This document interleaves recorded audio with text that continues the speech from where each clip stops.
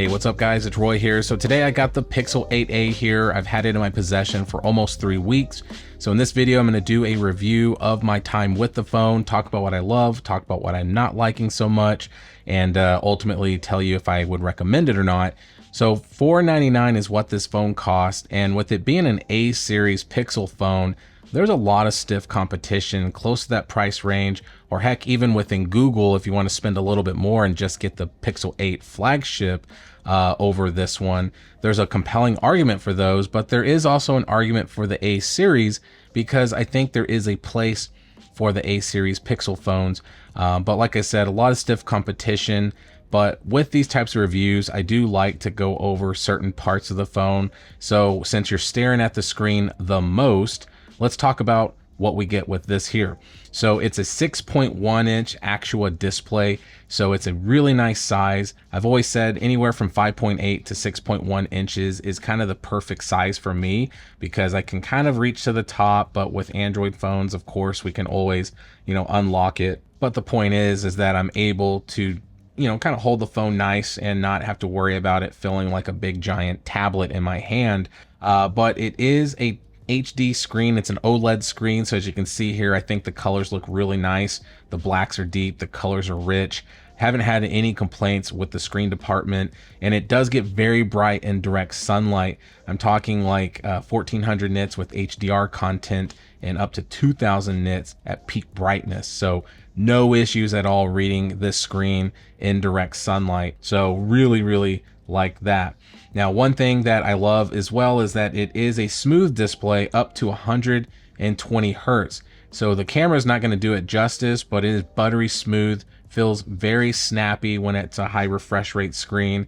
And I do appreciate that they've slowly stepped up with the A series. It started off at 60 hertz back in the day, then it jumped to 90 hertz, and now you got 120. Out of the box, it doesn't come set to the 120, so you do need to set that once you get it. But the point is a high refresh rate is highly appreciated when it comes to my phone experience. Another thing about the screen is that we do have our always on display, but as you can see there, we do have our fingerprint scanner, which is an optical fingerprint scanner. It is not ultrasonic, so it's not a high end like say the Samsungs. But if you notice, I like the placement of where it's at, and it is plenty snappy. So that is something that I appreciate when it comes to the biometrics. Now there is face unlock, but I have found that I'm not a big fan of it. It's not as secure and good as like the iPhone biometric type of face unlock because it's not like that. And I have found that in dimmer lighting situations, it struggles and the screen brightens to try to catch my face. But ultimately, I think just using the fingerprint scanner is the easiest way to go. And then the bezels, everyone talks about the bezels and says they're like super chunky. And I mean, they're not like super thin bezels, but in reality, I don't really care. It doesn't really bother me. I have never thought twice about looking at my phone and going, man, these bezels look big. Maybe back in the day with the older Pixels where you had like a thicker forehead and chin, or a thicker chin at least. But honestly, the bezels are fine in my opinion. And we do get a hole punch camera up there as well. So no issues at all with that either. So in the screen department, guys, I think it's good. Like I said, you do get the Corning Gorilla Glass 3. So we're not getting like Victus or anything like that. But I have a tempered glass screen protector installed from Spigen on here, and it's done just fine for me. Talking about the phone itself though, one thing that I do appreciate is the lightness of it. It's only 6.1 ounces, so I'm not really sure what that is in grams. I'll put it on the screen, but it's a very lightweight phone and feels really nice in the hand. I like that they did the curved edges this year, more of like a pebble shape instead of like sharper corners. Some people liked it, some people didn't, but I do really like it. I think it looks good. And then if we're going to go over certain things, I want to talk about the battery as well.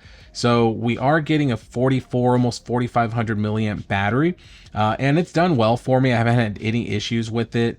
If you do battery saving life mode type of stuff or whatever they call it, I think extreme battery mode, then you're going to get a much longer time, but it does turn off certain things. But it is a USB-C charging port at fast charging at 18 watts. So it's like the old Google Pixels. So it's not like it's super fast. So internally, the phone has the Tensor G3 chip and the Titan M2 security coprocessors. So you got good security. You got a good chip, the next gen of the Tensor chip. So they did not skimp on what chip comes in it. Used to back in the day with most phones, if you got the base cheaper model, it'd be like the previous, chip or something like that. But this one, that's not the case. And it does have 8 gigs of RAM and 128 gigs of storage. You can upgrade to 256 gigs of storage, but it's like $100 more. But I honestly, 128 is fine with me. I don't have any issues with that amount of storage. And I do appreciate that it does come with 8 gigs of RAM. Someday, back in the day, it might have been 4 or 6 gigs, but 8 gigs seems to really help with the responsiveness of this device. And another thing to point out with the Google Pixel phone is that Google is promising 7 years of OS over-the-air updates and security updates and even feature drop updates that you get with Pixel phones. Now that is something that's impressive, but to be determined in 7 years if that is still the case. I think it will be, but it is kind of cool that they've promised that many years of updates for it being a Pixel 8a and not their flagship. So next, let's talk about cameras. So with the rear camera, we get a 64 megapixel quad wide angle lens, and then we get a 13 megapixel ultra wide camera. Now, both of these do well. I'm not going to sit here and say that it's the best when it comes to video, but it is a really, really good phone when it comes to cameras as far as picture taking goes. So Pixels have always been known for their photo, capabilities, but they do kind of fall behind a little bit when it comes to their video capabilities. But there is no telephoto lens, which I'm okay with. If I was going to miss something, that's what I would say I would be okay with eliminating. And that's what they've done here with it being a Pixel 8a. Now, one thing I do like too is how skinny the visor is on the Pixel 8a. So if you notice right there, guys, how skinny that is, it's very thin and very just simple. It's not super thick. All the phone case reviews that I've done with the Pixel 8a, none of them wobble and shake because of how thin this is. And I do like the coloring that they went with this as well. So definitely 2 thumbs up when it comes to cameras. And then the front has a 13 megapixel camera with a fixed focus, and the aperture is around 2 or 2.2, I think it said. But ultimately decent cameras on the front and back. Now we are able to record in 4K with both cameras, so that is something that I do like. So you're not getting punished for having an A series phone. You can record 4K and 1080 on the front and 4K and 1080 on the back. On the back, we can record at 30 frames per second and 60 frames per second in 4K. For whatever reason, there's not a 24 frames per second, which is okay. I mean, at the end of the day, I'm not gonna really be upset about that. But you do get a lot of cool features when it comes to the camera. So if we'll open up the camera app here and I'll go into video. So one thing that you're able to do is obviously you got your pan modes, which I really like that Google does these types of things to show you like the cinematic pan and show you kind of like the before and after of it being unstabilized, or going into slow motion or a time lapse, right? So you can do those things there. Also, what you can do is if you scroll up, you can do different types of video stabilization, which I really like when they do these because it'll show you what the standard one looks like. It'll show you what the locked version looks like, and then the active version if you're kind of doing water sports like there, or just, kind of filming your kids, running around or something like that. But as you can see there's the different types of things. And then we do have the speech enhancement, and like it describes here, is it's capturing clear speech in noisy environments and stuff like that. So it just works better, if you got a lot of, road noise and stuff in the background. It just helps, make it sound a little bit better. And that's about it, And then when it comes to the camera, we do have, just our normal camera here, nothing too crazy. It's a Pixel, so it takes great photos. I love the quickness of the shutter button there. So there's no lag or anything like that, like with my Samsung phones. And you can do portrait mode. You can do long exposure if you're, taking, cool blurring photos of something that's speeding by you.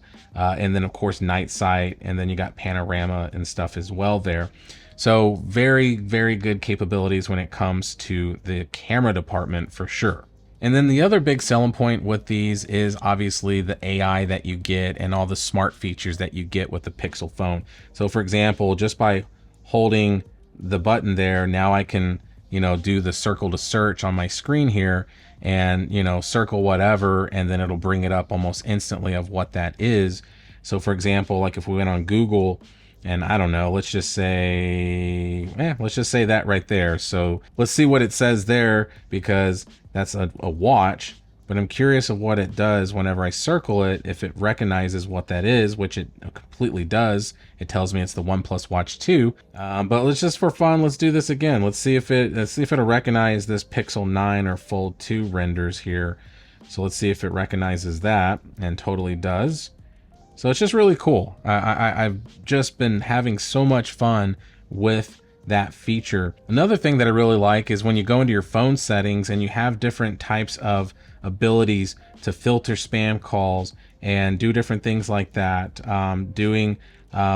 For example, like the call screening feature that it has, where if someone's calling you and you want that transcribed text on there, or if you want the hold for me, or if you want all these awesome features that it has, there's so many cool things when it comes to AI, not only with the answering the phone, but also with just like editing, with like the magic editors and stuff like that, and being able to, completely change the photo up a little bit and take things out of the background, or have better colors when it comes to taking pictures of, different types of races, like if they're African American or Hispanic or Asian or what. I mean, it doesn't matter. There's just so many cool features about this phone that it comes in this nice package. Now, one thing that I will say is that I have not been a fan of the quality of the speakers. I think that the speakers do not do a great job. They're okay, but I found myself having to download like an audio enhancing app to make it even louder. And that's just something that I have dealt with most of the Pixels recently. For whatever reason, they're not very bassy. They're very light and loud. But you got to crank it up pretty loud to get to that point. So that is something that I'm not a fan of. Another thing that I'm not a fan of is that the actual like auto brightness tends to struggle. Right now, with my cob lights on, it's obviously gonna ramp it up.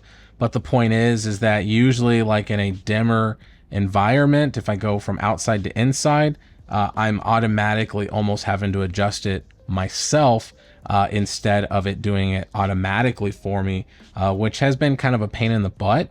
It's not the end of the world, but it is something to point out. So all in all, guys, for the Pixel 8a, I definitely think it's a phone that I would recommend, because honestly, the only major issues that I've had is the speakers and just the brightness. And if those are my two issues, then I think I'm doing pretty good. So I definitely think it's a good phone. I highly recommend it. Like I said, you get all the smart features that a Google Pixel is able to give you. And yes, you are skimping on a few things. Sure, it doesn't wirelessly charge as fast, or charge as fast with the USB-C charging cable, but big deal. You got a great camera. It does okay with videos, but great with pictures. And yeah, I mean, like I said, with the security updates, you're future-proofing it as well. So do I recommend it? Yes, it's a no-brainer. If you're in the market for a new phone and you have a budget, I don't think you should sleep on the Pixel 8a. So hit that like button if you liked the video. If you loved it, please subscribe. Ring that notification bell for up-to-date content. So be safe. God bless. I'll see you on the next one.